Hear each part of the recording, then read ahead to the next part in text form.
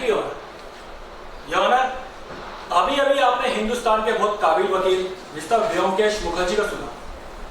मुलजिम के बचाव में तकरीर करते हुए सुना और देखा। तकरीर के दौरान मैं ये सोच रहा था कि मैं इस अदालत में एक वकील की तकरीर सुन रहा हूँ या स्टेज पर एक आला दर्जे का अदाकार देख रहा हूँ। मगर योर ऑनर, यह सन्यासियों का मठ नहीं है, यह थिएटर का स्टेज नहीं है, यह अदालत है। यहाँ पर मुकदमों का फैसला मुलजिम के चाल चलन, उसके चेहरे के भोलेपन, उसकी शानदार यूनिफॉर्म या सोसाइटी में उसके दर्जे को देखकर नहीं होता, बल्कि अदालत में पेश किए हुए सबूत और बयानात के बिना पर होते हैं। कानून के बुनियादी असूल है कि कोई किसी की जान नहीं ले सकता या कानून अपने हाथ में नहीं ले सकता। योर ऑनर, हमको इस चीज से कोई गरज नहीं है कि मुलजिम क्या था या क्या है।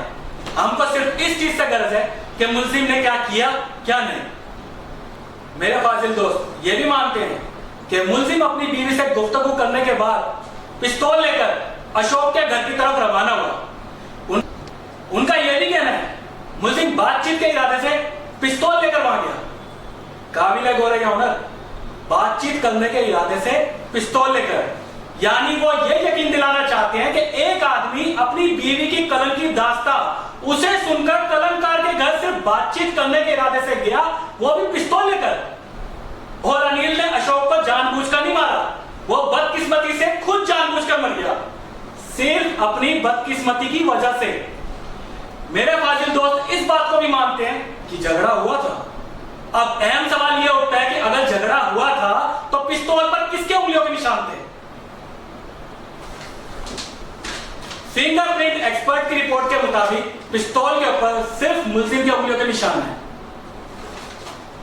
इसके बाद शक व शुबा की कोई गुंजाइश ही नहीं रहती कि मुलजिम ने पिस्तौल चलाया और जानबूझकर चलाया।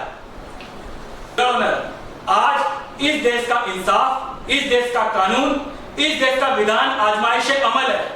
आपके फैसले का इंतजार ना सिर्फ मैं, मेरे अजीज दोस्त मिस्टर मुखर्जी, मुलजिम और उसके रिश्तेदार ही नहीं, मुल्क के कोने कोने पर सब लोग कर रहे हैं। अगर इस मुलजिम को बेकसूर करार दिया गया तो कानून की इमारत की दीवारों में दरारें पड़ जाएंगी।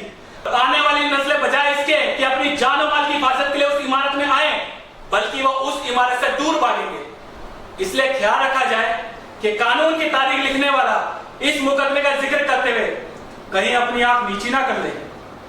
मेरे फाजिल दोस्त ने कहा है कि बेकसूर रिहा होना ही चाहिए, मगर यह ऑनर, कसूरवार को सजा मिलनी ही चाहिए।